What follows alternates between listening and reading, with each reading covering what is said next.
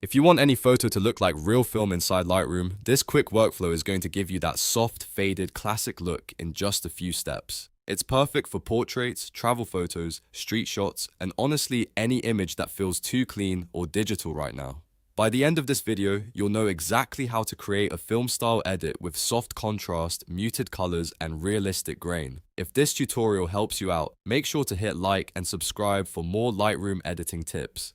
Let's jump right in. First, open your photo in Adobe Lightroom and head to the Light panel. This is where we start shaping the overall mood. For that film look, you want to soften the contrast instead of making everything punchy and sharp. Lower your contrast to somewhere around -10 to -20, then bring highlights down quite a bit, usually around -40 to -70, so the bright areas feel more controlled and less digital. Next, lift your shadows to around +20 to +40, so the darker parts of the image open up a little and feel smoother. This first step is all about creating that gentle, airy base that film photos are known for.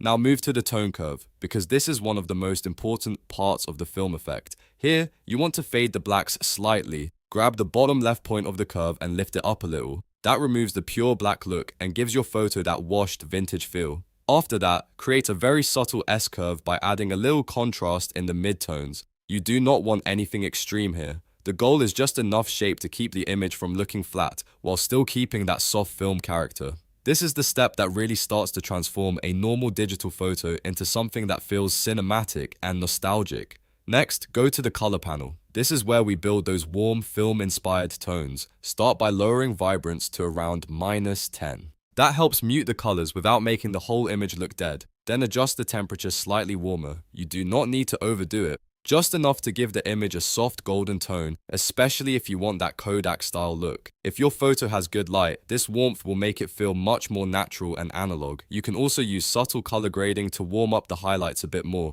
which helps the bright areas feel creamy instead of cold. After that, open the HSL panel and mute the colors that usually make photos look too modern. Start by reducing the saturation of greens and blues. These are often the biggest giveaway that a photo is digital, especially in outdoor shots, skies, and backgrounds. Lowering those colors makes the whole image feel calmer and more cohesive. At the same time, slightly boost the oranges if you're editing a portrait, because that helps skin tones stay alive and natural.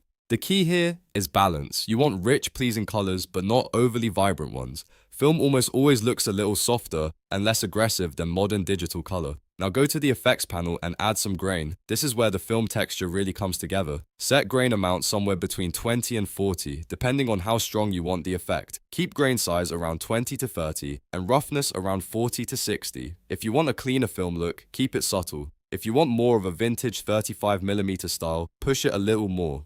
Grain helps break up that perfectly smooth digital finish and gives the photo a much more organic feel. So here's the quick formula to remember. Faded blacks, muted colors, and grain equal a film look. If you combine soft contrast in light, a lifted black point in the tone curve, warm tones in color, muted saturation in HSL, and realistic grain in effects, you can turn almost any photo into something that feels timeless and cinematic. Try this on a portrait, a sunset photo, or even a simple street shot, and you'll instantly see how much more character it adds. If you want, you can save these settings as a preset so you can apply the same film style to all your photos faster.